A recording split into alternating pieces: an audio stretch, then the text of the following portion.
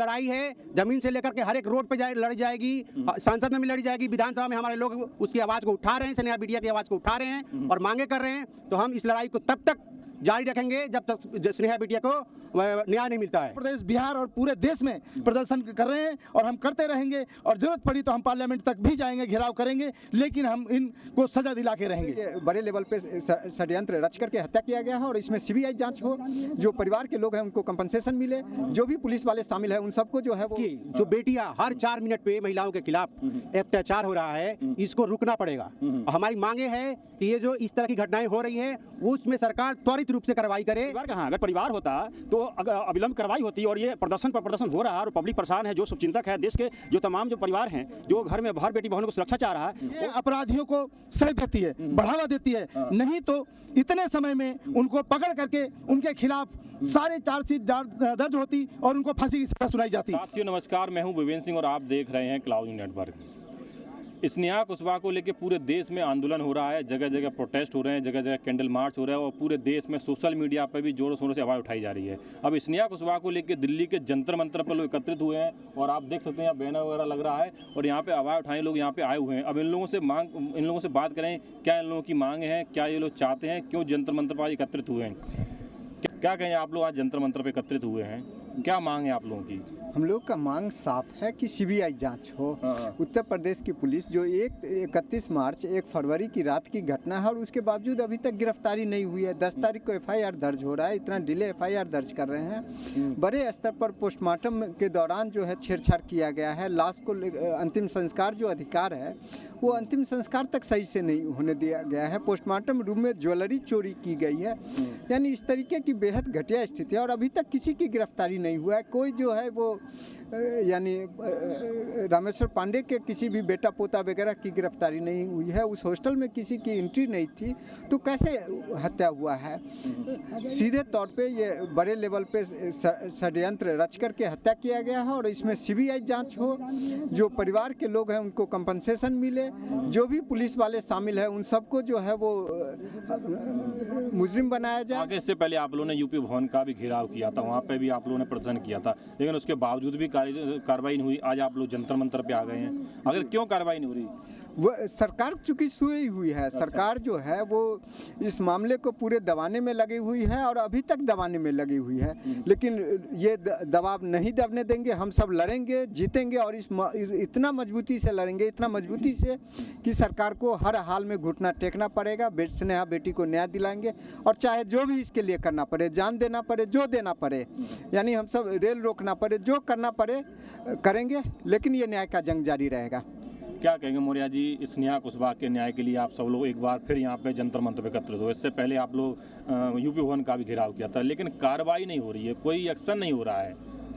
देखिए, कार्रवाई नहीं हो रही उसका कारण यही है कि योगी जी जो अपराधी हैं उनको बढ़ावा दे रहे हैं। ये सरकार जो है, भारतीय जनता पार्टी की सरकार जो है, बिहार में भी है, उत्तर प्रदेश में भी है, दिल्ली में भी है, ये अपराधियों को सह देती है, बढ़ावा देती है। नहीं तो इतने समय में उनको पकड़ करके उनके खिलाफ सारे चार्जशीट दर्ज होती और उनको फांसी की सजा सुनाई जाती, लेकिन ऐसा नहीं हो रहा है। लेकिन ये अगर चाहते हैं कि ऐसे ही हम दबा देंगे इस मामले को, तो ये मामला रुकने वाला नहीं है और जब हम फांसी नहीं दिला देते हैं, हमारे लोग शांत नहीं बैठेंगे। दिल्ली से उत्तर प्रदेश, बिहार और पूरे देश में प्रदर्शन कर रहे हैं और हम करते रहेंगे और ज़रूरत पड़ी तो हम पार्लियामेंट तक भी जाएंगे, घेराव करेंगे, लेकिन हम इनको सजा दिला के रहेंगे।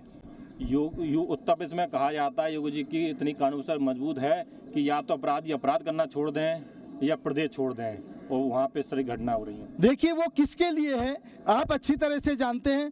उन लोगों का मैं नाम नहीं लूँगा, अगर गलती से भी कुछ हो जाता है तो उनके घर गिरा दिए जाते हैं। लेकिन कुछ लोग ऐसे हैं खुलेआम अपराध करते हैं और सरकार उनके खिलाफ कोई भी कार्रवाई नहीं करती है, चाहे उनसे सरकार डरती हो या लेके बैठी है, जो कि उनके खिलाफ सरकार कार्रवाई नहीं करती है, क्योंकि अभी कार्रवाई होनी चाहिए थी, गिरफ्तारी हो जानी चाहिए थी। इतना विलंब हो रहा है, इसका कारण यही है कि सरकार उनको सह दे रही है। सरकार ऐसा क्यों कर रही है, क्या वजह है? देखिए, सरकार ऐसा क्यों कर रही है, इसका मेन कारण है कि अगर कोई दलित की बेटी ना हो करके कोई पूंजीपति की बेटी होती तो अभी फौरन कार्रवाई भेदभाव होती। किया जा रहा है। भेदभाव किया जा रहा है, बिल्कुल भेदभाव किया जा रहा है और इस मामले में भेदभाव करते रहे हैं ये हमेशा से, चाहे उन्नाव का मामला हो, चाहे हाथरस का मामला हो, हर जगह सरकार ने ऐसे ही किया है और उस लड़की का शव भी उनके परिजनों को नहीं दिया और तत्काल में उसका अंतिम संस्कार करवा दिया। तो अब क्या मांग करते हैं आप? हमारी मांग है कि उनको जल्द से जल्द पकड़ा जाए, गिरफ्तारी हो और सुनाई जाए। ठीक ठीक। इस प्रोटेस्ट को लेकर काफ़ी दिनों से लगे हुए हैं, आपको मैं देख रहा हूँ सोशल मीडिया पे। आज आप लोग यहाँ काफ़ी संख्या में जंतर मंतर पे एकत्रित हो गए हैं, तो क्या कहना चाहें, क्या संदेश है, क्या आज यहाँ पे करने आए आप लोग? देखिए, अभी तो ये लड़ाई है, आगे बहुत लड़ाई है। अच्छा, अभी और लड़ाई आगे? ये लड़ाई जो है शुरू हुई है, क्योंकि देखिए हमारी मांगे जो कि पर्टिकुलर स्नेहा बेटी के लिए तो है, लेकिन ये पूरे देश की जो बेटियां हर 4 मिनट पे महिलाओं के खिलाफ अत्याचार हो रहा है, इसको रुकना पड़ेगा। हमारी मांगे है कि ये जो इस तरह की घटनाएं हो रही हैं उसमें सरकार त्वरित रूप से कार्रवाई करे। और देखिए, जो ये मामला है, ये मामला जो दर्ज हुआ है, 1 तारीख को घटना सुबह में हुई है, रात को 31 तारीख को बिटिया से घर वालों ने बात किया है, बिटिया एकदम सही से बात की है, हंस खस के बातें हुई है और उसको 1 तारीख फरवरी को घर लौटना था और उसी 1 फरवरी सुबह में रात में ये मामला हुआ है। और ये देखिए, उस मामले के लिए जब पोस्टमार्टम के लिए किया गया, तो जब किसी भी केस के मामले में पोस्टमार्टम किया जाता है तो उसका वीडियो बनना चाहिए और उसका पंचनामा होना चाहिए। इस केस में न कोई वीडियो बना है न पंचनामा बना है।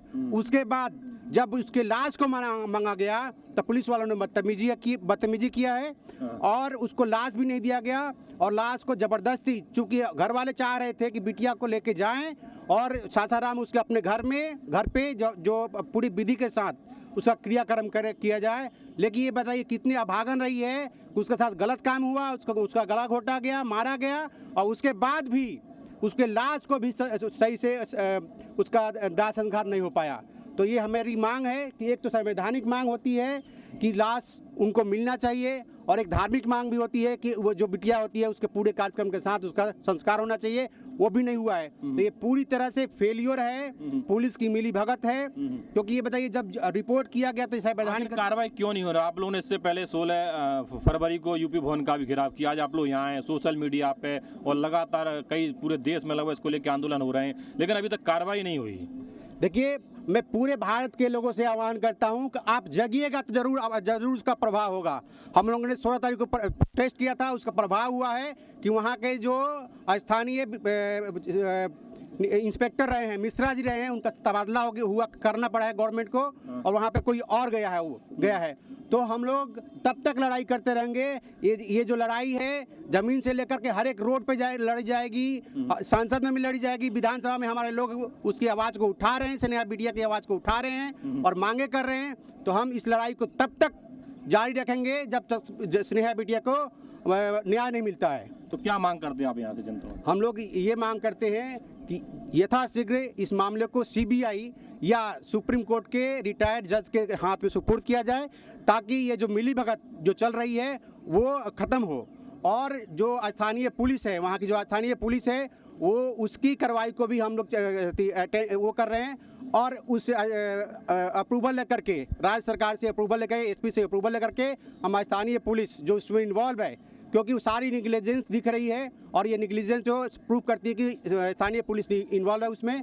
तो मैं मांग करता हूं, सरकार से मांग करता हूं कि सरकार स्थानीय पुलिस के इन्वॉल्वमेंट को भी जांच करे और हमारी बिटिया को जल्द से जल्द, मतलब न्याय चाहिए हमें, और कुछ नहीं है, न्याय मिलना चाहिए और जल्द से जल्द मिलना चाहिए, ताकि हमारी बिटिया को तो न्याय मिले ही, देश की अन्य बिटियां, चाहे वो किसी भी समाज की हो, किसी भी समुदाय की हो, किसी भी जाति और किसी भी धर्म की हो, उसके साथ अगर अन्याय होता है तो अपराधियों का रूह कांप जाए कि अगर कोई अपराध होगा तो सजा होगी। ये दिक्कत ये है कि अपराधियों का मनोबल इसलिए ऊंचा हुआ पड़ा है कि गवर्नमेंट देख करके काज कर रही है। अब देखिए, जो बेटिया के साथ अगर बड़े लोग इन्वॉल्व होते हैं, कोई मंत्री इन्वॉल्व होता है या पूंजीपति इन्वॉल्व होता है, तो उसमें तो कार्रवाई हो जाती है। ऐसी अभागन बिटियां हमारे देश में हैं, ऐसी अभागन लोग हैं कि उनके साथ गलत काम होता है, ज़बरदस्ती होता है, रेप होता है, मर्डर होता है, लेकिन कोई कार्रवाई नहीं होती है और वो बातें निकल के भी नहीं आती है। जी, इस तरह की देश में घटनाएं घटित हो रही हैं और काफ़ी सारी घटना घटित हो रही हैं और एक खास अगर देखा जाए तो SC ST OBC के लोगों के साथ ही हो रही हैं। तो क्या कहना चाहिए, आज आप लोग जंतर मंतर पर एकत्रित हैं, इससे पहले भी प्रोटेस्ट होते हैं पूरे देश में लगभग, लेकिन अभी तक कार्रवाई नहीं हुई। देखिए, यूपी की बात करें तो यूपी में रामराज नहीं, रावणराज चल रहा। अच्छा, आपने मनीषा वाल्मीकि के बारे में जानते होंगे आप कि हाथरस वाली जो कांड हुई थी, उनके साथ भी ऐसा था जो आज स्नेहा बिटिया के साथ में हुआ है। जो बनारस जो मोदी जी का लोकसभा क्षेत्र रहा, जो देश के प्रधानमंत्री हैं, वो बोलते हैं कि यशस्वी प्रधानमंत्री हैं देश के, और जो उनका लोकसभा यानी मोदी जी का बनारस लोकसभा क्षेत्र जो है, वहाँ की बेटी बहनें सुरक्षित नहीं है। अब ऐसे प्रधानमंत्री, मुझे याद आता है जब चंद्रगुप्त मौर्य की बात होती है, चाणक्य की बात आती है, तो कहा जाता था कि ऐसे जो रंडवे की सरकार होगी, जो कि उनकी शादी हुई लेकिन बच्चे नहीं हैं, वो परिवार नहीं रखे, वही यूपी के योगी सरकार है जो शादीशुदा है नहीं, अनमैरिड है, यानी वो भी रंडवे हैं। अब ऐसे सरकार रहेगी तो उनके बेटी बहनों को दर्द कहाँ से महसूस होगा। वो कहते कहावत है, मुहावरा है कि बांझ क्या जाने परसौती के हाल।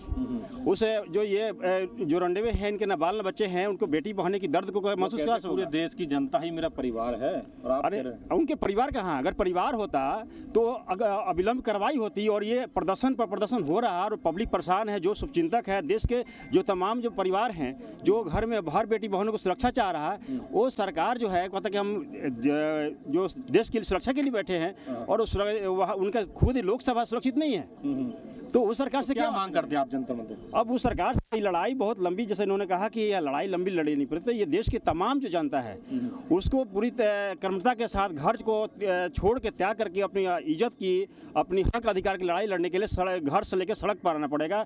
और जंतर मंतर पर आए हैं तो हर ब्लॉक स्तर पर, हर जो जिला अधिकारी के समक्ष प्रदर्शन करना होगा, तभी आपको न्याय मिल सकता है।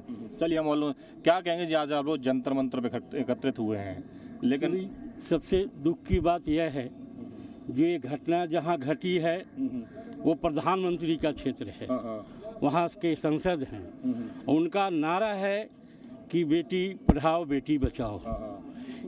जो भी ये कार्य हो रहा है सारा उल्टा हो रहा है।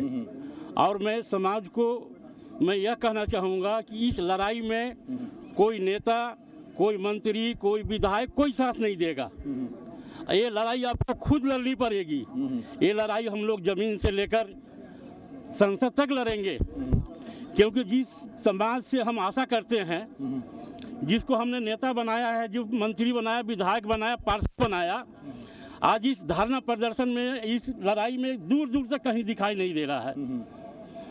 क्योंकि हम लोगों ने साथ देकर उनको संसद, विधायक, मंत्री बना दिया। तो क्या मांग करते हैं यहाँ जनता? मांग करते हैं कि ये बेटी की जिस साथ जो दुर्घटना हुई है उसको न्याय मिले। अभी तक मुझे पता चला है, लड़की के फादर से, जो स्नेहा के फादर से बात हुई है, बनारस में सारा चीज़ का लीपा पोती हो रही है। ये बहुत दुर्भाग्य की बात है। और अब मैं कहूँगा प्रधानमंत्री जी से कि आपका संसदीय क्षेत्र है, आप इस पर विशेष ध्यान दें। ठीक है, चैनल के माध्यम से जनता को यही सूचना देना चाह रहा हूं कि आज ये घटना अभी देश भर के सभी जनता लोग जान चुका है सोशल मीडिया के माध्यम से, लेकिन हमारे देश की जो मेन स्तंभ मीडिया बोली जाती है, मेन मीडिया में एक खबर तक नहीं है कि भारत के प्रधानमंत्री के संसदीय क्षेत्र में एक 17 साल की बेटी के उसके साथ बलात्कार करके उसकी हत्या कर दी जाती है। उसके शव को उसके परिजन को भी नहीं सौंपा जाता है, और वो हत्यारा आज 1.5 महीना हो गया, अभी तक गिरफ्तारी नहीं हुई है।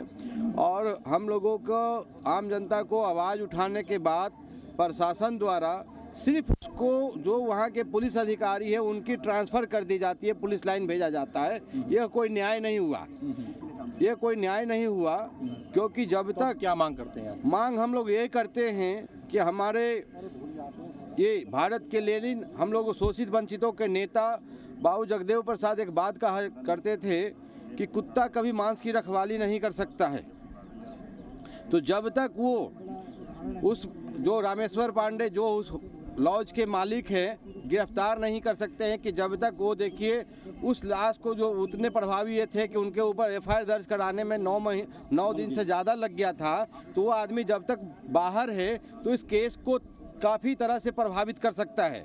वो मिली भगत करके कुछ भी कर सकता है, क्योंकि वहाँ का दबंग व्यक्ति होगा, वो प्रभावी व्यक्ति है, क्योंकि उनके सेम लून के हो सकता है और रिश्तेदार वो थाने प्रभारी होगा, तभी तो 9 दिन लग गया इतनी बड़ी घटना को।